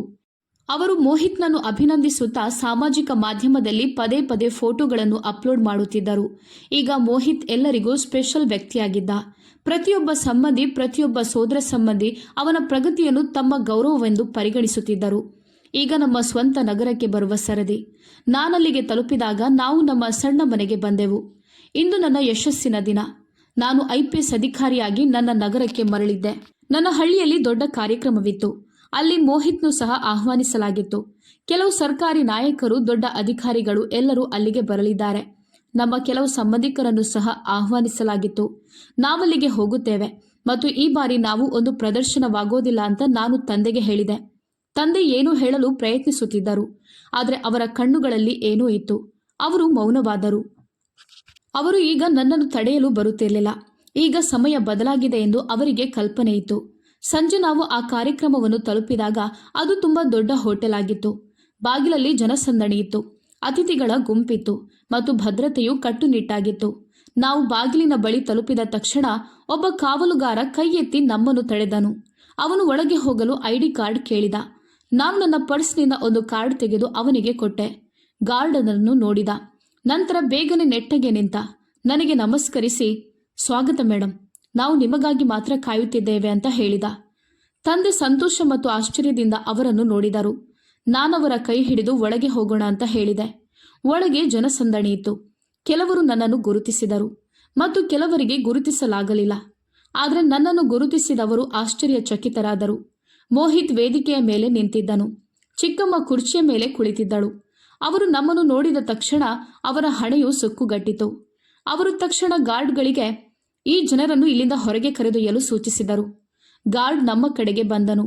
ತಂದೆ ಒಂದು ಹೆಜ್ಜೆ ಹಿಂದಕ್ಕಿಟ್ಟರು. ಆದರೆ ನಾನು ನನ್ನ ಸ್ಥಳದಲ್ಲೇ ನಿಂತಿದ್ದೆ. ಗಾರ್ಡ್ಗಳು ಹತ್ತಿರ ಬಂದ ತಕ್ಷಣ ಅವರಲ್ಲಿ ಒಬ್ಬರು ನನ್ನನ್ನು ಗುರುತಿಸಿದರು. ಅವರು ನಿಲ್ಲಿಸಿ ಜೋರಾಗಿ ಹೇಳಿದರು, ಮೇಡಮ್, ನೀವಿಲ್ಲಿಗೆ ಹೇಗೆ ಬಂದ್ರಿ? ನೀವು ಸಹ ಇಲ್ಲಿಗೆ ಬರ್ತಿದ್ದೀರಿ ಅಂತ ನಮಗೆ ತಿಳಿಸಲಾಗಿಲ್ಲ. ಇನ್ನೊಬ್ಬ ಗಾರ್ಡ್ ಕೂಡ ಸೆಲ್ಯೂಟ್ ಮಾಡಿದರು. ನಂತರ ಸಭೆಯಲ್ಲಿ IPS ಮೇಡಂ ಬಂದಿದ್ದಾರೆ ಎಂಬ ಶಬ್ದ ಹೊರಡಿತು. ಅವ್ಯವಸ್ಥೆಯ ವಾತಾವರಣವಿತ್ತು. ಇಡೀ ಸಭಾಂಗಣವು ಉಸಿರಾಡಲು ಮರೆತಂತೆ ತೋರುತ್ತಿತ್ತು ಮತ್ತು ಇದೆಲ್ಲವೂ ನಮಗೆ ಗುರುತಿಸುವಿಕೆಯ ಸ್ಫೋಟವಾಗಿತ್ತು. ಎಲ್ಲರೂ ನಮ್ಮನ್ನು ನೋಡಿದರು. ಮೋಹಿತ್ ಗೊಣಗಲು ಪ್ರಾರಂಭಿಸಿದ. ಏನ ಅಸಂಬದ್ಧ ಇದು? ಅವಳು ಹೇಗೆ IPS ಆಗುತ್ತಾಳೆ? ಒಬ್ಬ ಮಹಿಳೆ, ಅವಳು ಭೂಮಿ ಅಲ್ವಾ? ಆಗ ಮೋಹಿತ್ ಮುಂದೆ ಬಂದು ನನ್ನ ಕಡೆಗೆ ನೋಡಿ, ನೀನು ನನಗೆ ಹೇಳಲೇ ಇಲ್ಲ ಎಂದ. ನಾನು ಮುಗುಳ್ನಗುತ್ತಾ, ನನಗೆ ನಿನಗೆ ಹೇಳಲು ಅವಕಾಶವೇ ಸಿಗಲಿಲ್ಲ ಎಂದೆ. ಚಿಕ್ಕಮ್ಮ ಹೇಳಿದ್ರು, ಇದೆಲ್ಲ ಸುಳ್ಳು. ಒಬ್ಬ ಟೈಲರ್ ಮಗಳು IPS ಆಗೋದು ಹೇಗೆ? ನಾನು ಅವರನ್ನು ನೋಡಿ, ನೀವು ಯಾಕೆ ನಂಬಲ್ಲ? ಆದರೆ ಈಗ ನೀವು ನಂಬಲೇಬೇಕು. ಅಲ್ಲಿದ್ದ ಎಲ್ಲ ಜನರು ಆಶ್ಚರ್ಯಚಕಿತರಾದರು. ತಂದೆ ನನ್ನನ್ನು ನೋಡುತ್ತಿದ್ದರು ಮತ್ತು ಇಲ್ಲಿ ಹಾಜರಿರುವ ಜನರು ಗೌರವಿಸುತ್ತಿರುವುದು ತನ್ನ ಮಗಳನ್ನೇ ಎಂದು ನಂಬಲು ಪ್ರಯತ್ನಿಸುತ್ತಿದ್ದರು. ಮೋಹಿತ್, ಇದೆಲ್ಲವೂ ನಿಜವಾಗಿದ್ದರೆ ನೀವು ನಮಗೆ ಮೊದಲೇ ಯಾಕೆ ಹೇಳಿಲ್ಲ ಅಂತ ಹೇಳಿದ. ನಾನು ಹೇಳಿದೆ, ಯಾಕಂದ್ರೆ ಗುರುತು ತಾನೇ ಮಾತನಾಡುವಾಗ ಪರಿಚಯದ ಅಗತ್ಯವಿರೋದಿಲ್ಲ. ಎಲ್ಲರೂ ಹೇಳ್ತಿದ್ರು, ಈ ವರ್ಷ IPS ಆಗಿರುವ ಅದೇ ಹೊಸ IPS ಅಧಿಕಾರಿ ಇವಳು ಅಂತ. ನಂತರ ಕೆಲವರು ತಂದೆಗೆ ನಮಗೆ ನಿಮ್ಮ ಮಗಳು ತಿಳಿದಿದೆ ಅಂತ ಹೇಳಿದ್ರು. ನಾನು ಮಧ್ಯ ಪ್ರವೇಶಿಸಿ, ಇಲ್ಲ, ಯಾರೂ ನನ್ನನ್ನು ತಿಳಿದುಕೊಳ್ಳಲು ಪ್ರಯತ್ನಿಸಿಲ್ಲ ಅಂತ ಹೇಳಿದೆ. ಅಲ್ಲಿದ್ದ ಎಲ್ಲ ಜನರು ನನ್ನ ಫೋಟೋ ತೆಗೆಯಲು ಪ್ರಾರಂಭಿಸಿದರು. ಅವರು ನನ್ನನ್ನು ವೇದಿಕೆಗೆ ಕರೆದೊಯ್ಯಲು ಪ್ರಾರಂಭಿಸಿದ್ರು. ನಾನು ನನ್ನ ತಂದೆಯ ಕೈ ಹಿಡಿದು ವೇದಿಕೆಗೆ ಬಂದೆ. ಇಂದು ನಾನು ಮೋಹಿತ್ಗಿಂತ ಉನ್ನತ ಸ್ಥಾನದಲ್ಲಿದ್ದೆ. ನನ್ನ ಇಡೀ ಜೀವನದಲ್ಲಿ ನನಗೆ ನಾನು ನೀಡದ ಗೌರವ ನನಗೆ ಈಗ ಸಿಗುತ್ತಿದೆ. ಆಗ ಒಂದು ಮೂಲೆಯಲ್ಲಿ ನಿಂತಿದ್ದ ಭದ್ರತಾ ಅಧಿಕಾರಿ ಮೈಕ್ನಲ್ಲಿ ಜೋರಾಗಿ ಘೋಷಿಸಿದರು, IPS ಮೇಡಂ ಭೂಮಿ ಗುಪ್ತಾ ಎಂದು ನಮ್ಮ ನಡುವೆ ಇದ್ದಾರೆ. ಅವರು ಈ ವರ್ಷ ನಮ್ಮ ನಗರದ IPS ಅಧಿಕಾರಿಯಾಗುವ ಮೂಲಕ ನಮ್ಮ ನಗರವನ್ನು ಹೆಮ್ಮೆ ಪಡುವಂತೆ ಮಾಡಿದ್ದಾರೆ ಎಂದು ಅತಿಥಿಗಳಿಗೆ ಹೇಳಲಾಗುತ್ತದೆ. ಅಲ್ಲಿದ್ದ ಎಲ್ಲ ಜನರು ನನಗಾಗಿ ಚಪ್ಪಾಳೆ ತಟ್ಟಲು ಪ್ರಾರಂಭಿಸಿದರು ಮತ್ತು ಕೆಲವು ಜನರ ಪಾದಗಳ ಕೆಳಗೆ ನೆಲ ಜಾರಿತು. ಮೋಹಿತ್ನ ಕಣ್ಣುಗಳು ಕೆಳಗೆ ಬಿದ್ದಿದ್ದವು. ಅವನ ಕಣ್ಣುಗಳಲ್ಲಿ ಮುಜುಗರ ಸ್ಪಷ್ಟವಾಗಿ ಗೋಚರಿಸುತ್ತಿತ್ತು. ನಾನು ವೇದಿಕೆಯ ಮೇಲೆ ಸರಳ ಭಾಷಣ ಮಾಡಿ ನನ್ನ ತಂದೆಯೊಂದಿಗೆ ಹಿಂತಿರುಗಲು ಪ್ರಾರಂಭಿಸಿದೆ. ನಂತರ ಹೊರಡುವಾಗ ಮೋಹಿತ್ ಧೈರ್ಯವನ್ನು ಒಟ್ಟುಗೂಡಿಸಿ ನನ್ನೊಂದಿಗೆ ಕೈ ಕುಲುಕಿದ. ಚಿಕ್ಕಮ್ಮ ತನ್ನ ಕಣ್ಣುಗಳ ಮೇಲೆ ಕೈಯಿಟ್ಟು, ಇದೆಲ್ಲವೂ ಸುಳ್ಳು ಅಂತ ತೋರುತ್ತದೆ ಅಂತ ಹೇಳಿದ್ರು. ತಂದೆ ತನ್ನನ್ನು ತಾನೇ ಕೇಳಿಕೊಳ್ಳುವಂತೆ ತಲೆ ಬಾಗಿಸಿದರು. ನಾನು ಅವರನ್ನು ನೋಡಿ, ಅಪ್ಪ, ನೀವು ತೋರಿಸಿದ ತಾಳ್ಮೆಯಿಂದ ಫಲ ನೀಡಿದೆ ಅಂತ ಹೇಳಿದೆ. ಎಲ್ಲ ಜನರು ನನ್ನ ಸುತ್ತಲೂ ಚಲಿಸುತ್ತಿದ್ದರು. ಮಾಧ್ಯಮದವರು ಸಹ ನನ್ನ ಫೋಟೋ ತೆಗೆಯುತ್ತಿದ್ದರು. ಅಲ್ಲಿದ್ದ ಒಬ್ಬ ಅಧಿಕಾರಿ ನನ್ನನ್ನು ಚೆನ್ನಾಗಿ ತಿಳಿದಿದ್ದರು. ಅವರು ನನ್ನ ಹತ್ತಿರ ಬಂದು, ಇಂದು ಈ ಕಾರ್ಯಕ್ರಮದಲ್ಲಿ ನೀನು ನಮ್ಮೊಂದಿಗಿದ್ದೀಯಾ ಅಂತ ನಮಗೆ ಹೆಮ್ಮೆ ಇದೆ ಎಂದರು. ನಾವು ಮನೆಗೆ ತಲುಪಿದಾಗ ಮೋಹಿತ್ ನಮ್ಮ ಮನೆಗೆ ಬಂದು, ನೀನು ಈ ಹಂತಕ್ಕೆ ಹೇಗೆ ತಲುಪಿದೆ ಅಂತ ಕೇಳಿದ. ನಾನು ಹೇಗೆ ಯಶಸ್ವಿಯಾಗುತ್ತಿದ್ದೇನೆಂದು ನೋಡಲು ನೀನೆಂದಿಗೂ ಪ್ರಯತ್ನಿಸಲಿಲ್ಲ ಅಂತ ನಾನು ಹೇಳಿದೆ. ನನ್ನ ಹೆತ್ತವರು ತುಂಬ ಸಂತೋಷಪಟ್ಟರು ಮತ್ತಿಂದು ಅವರು ನನ್ನ ಬಗ್ಗೆ ತುಂಬ ಹೆಮ್ಮೆ ಪಡುತ್ತಿದ್ದಾರೆ. ಶತಮಾನಗಳ ಹೊರೆ ಅವರ ಹೃದಯದಿಂದ ಇಳಿದಂತೆ ತೋರುತ್ತಿತ್ತು. ನಂತರ ಚಿಕ್ಕಮ್ಮ ಕೂಡ ನಮ್ಮ ಮನೆಗೆ ಬಂದು, ಮಗಳೇ, ನಾನು ನಿನ್ನಲ್ಲಿ ಕ್ಷಮೆಯಾಚಿಸಲು ಬಂದಿದ್ದೇನೆ ಅಂತ ಹೇಳಿದರು. ನನಗೆ ತುಂಬ ನಾಚಿಕೆಯಾಗ್ತಿದೆ. ನೀನೆಂದಿಗೂ ಏನೂ ಆಗಲು ಸಾಧ್ಯ ಇಲ್ಲ ಅಂತ ನಾನು ಭಾವಿಸ್ತಿದ್ದೆ. ಸಮಯ ಇಷ್ಟು ಅಂದು ಬದಲಾಗಬಹುದು ಅಂತ ನಮಗೆ ತಿಳಿದಿರಲಿಲ್ಲ. ಸಮಯ ಬದಲಾಗಲಿಲ್ಲ ಅಂತ ನಾನು ಹೇಳಿದೆ. ಸಮಯ ನಿಮಗೆ ಕನ್ನಡಿಯನ್ನು ತೋರಿಸಿತು. ಈಗ ನನ್ನ ಗುರುತು ಯಾರ ಮೇಲೂ ಅವಲಂಬಿತವಾಗಿಲ್ಲ. ನನ್ನ ಸ್ಥಾನವು ತಾನೇ ಮಾತನಾಡುತ್ತಿತ್ತು ಮತ್ತು ಈ ಸ್ಥಾನವನ್ನು ಸಾಧಿಸುವ ಹೋರಾಟವು ತುಂಬ ಕಠಿಣವಾಗಿತ್ತು. ತಂದೆ ನನ್ನ ಯಶಸ್ಸಿನ ಬಗ್ಗೆ ಏನಾದರೂ ಹೇಳಲು ಬಯಸಿದ್ದರು. ಆದರೆ ಅವರು ನನ್ನ ತಲೆಯ ಮೇಲೆ ಕೈಯಿಟ್ಟು ಆಶೀರ್ವದಿಸಿದರು. ಮರುದಿನ ಬೆಳಗ್ಗೆ ನಾನು ಕಚೇರಿ ತಲುಪಿದ ತಕ್ಷಣ ಮೋಹಿತ್ನ ಫೈಲನ್ನು ನನ್ನ ಮೇಜಿನ ಮೇಲೆ ಇಡಲಾಗಿತ್ತು. ಆಂತರಿಕ ವಿಚಾರಣೆ ನಡೆಸಿ ಅವನ ನಡವಳಿಕೆ ಮತ್ತು ಕೆಲವು ದೂರುಗಳ ಮೇಲೆ ಕ್ರಮ ಕೈಗೊಳ್ಳಲಾಯಿತು. ನಾನು ಫೈಲ್ ತೆರೆದೆ, ಇಡೀ ದಾಖಲೆಯನ್ನು ನೋಡಿದೆ ಮತ್ತು ಇಡೀ ದಿನ ಅದರ ಮೇಲೆ ಕೆಲಸ ಮಾಡಿದೆ. ಈಗ ಈ ಕೆಲಸ ನನಗೆ ವೈಯಕ್ತಿಕವಾಗಿರಲಿಲ್ಲ. ಅಧಿಕೃತವಾಗಿ ನನ್ನ ಪಾತ್ರವು ಅವರ ವೃತ್ತಿ ಜೀವನಕ್ಕೆ ಸಂಬಂಧಿಸಿದೆ. ಸಂಜೆ ನಾನು ಕಮಿಷನರ್ಗೆ ಕರೆ ಮಾಡಿ ಮೋಹಿತ್ ಗುಪ್ತಾ ವರದಿಯನ್ನು ತ್ವರಿತವಾಗಿ ಪೂರ್ಣಗೊಳಿಸಲು ನೀವು ನನ್ನನ್ನು ಕೇಳಿದ್ರಿ ಅಂತ ಹೇಳಿದೆ. ಅದು ಪೂರ್ಣಗೊಂಡಿದೆ. ನಾನು ನಿಮಗೆ ಇಮೇಲ್ ಮಾಡ್ತಿದ್ದೇನೆ. ನೀವು ತುಂಬ ಒಳ್ಳೆಯ ಕೆಲಸ ಮಾಡಿದ್ದೀರಿ ಎಂಬ ಧ್ವನಿ ಇನ್ನೊಂದು ಕಡೆಯಿಂದ ಬಂದಿತು. ಈ ವಿಷಯ ಬಹಳ ಮುಖ್ಯ. ಏನಾದರೂ ಅಕ್ರಮ ಅಂತ ಸಾಬೀತಾದರೆ ನೀವು ಕ್ರಮ ಕೈಗೊಳ್ಳಲು ಹಿಂಜರಿಯಬಾರದು. ನಾನು, ಸರ್, ಕಾನೂನು ಎಲ್ಲರಿಗೂ ಸಮಾನವಾಗಿದೆ ಅಂತ ಹೇಳಿದೆ. ನಾನು ಫೋನ್ ಕಟ್ ಮಾಡಿದ ತಕ್ಷಣ ನಾನು ವರದಿಯನ್ನು ಸಲ್ಲಿಸಿದೆ ಮತ್ತು ಮರುದಿನವೇ ಅದನ್ನು ಇಮೇಲ್ ಮಾಡಿದೆ. ಮೋಹಿತ್ ನನ್ನ ಕಚೇರಿಯಲ್ಲಿದ್ದ ಮತ್ತು ನಾನೇನನ್ನು ಹೇಳುವ ಮೊದಲು ಅವನು ಕುರ್ಚಿಯ ಮೇಲೆ ಕುಳಿತ. ಭೂಮಿ, ನೀನು ಕಮಿಷನರಿಗೆ ವರದಿ ಮಾಡಿದ್ದಿ. ಮೋಹಿತ್, ಅದು ನನ್ನ ಕರ್ತವ್ಯ ಅಂತ ನಾನು ಹೇಳಿದೆ. ಯಾರೊಬ್ಬರ ಸಹೋದರಿ, ಮಗಳು ಅಥವಾ ಸೋದರ ಸಂಬಂಧಿಯಾಗುವ ಮೊದಲು ನಾನು ಅಧಿಕಾರಿ ಅಂತ ನಿನಗೆ ತಿಳಿದಿದೆ. ಅವನು ಕೆಲವು ಕ್ಷಣ ಮೌನವಾಗಿದ್ದ ಮತ್ತು ನಂತರ ನಿಧಾನವಾಗಿ ಹೇಳಲು ಪ್ರಾರಂಭಿಸಿದ. ಭೂಮಿ, ನಾನು ಯಾವಾಗಲೂ ನಿನ್ನನ್ನು ನನಗಿಂತ ಕಡಿಮೆ ಅಂತ ತಿಳ್ಕೊಂಡಿದ್ದೆ.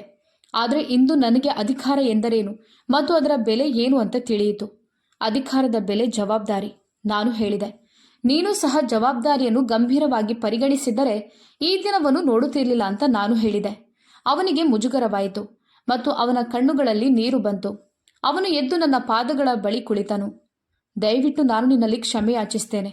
ನಾನು ಹೋಗಿ ಕಮಿಷನರ್ ಸರ್ ಬಳಿಯೂ ಕ್ಷಮೆ ಯಾಚಿಸ್ತೇನೆ. ನನ್ನ ಕೆಲಸ, ನನ್ನ ಹೆತ್ತವರು ಎಲ್ಲರೂ ನನ್ನಿಂದ ದೂರ ಹೋಗ್ತಾರೆ. ನಾನು ಕೈ ಸನ್ನೆಯೊಂದಿಗೆ ಎದ್ದೇಳಲು ಹೇಳಿದೆ.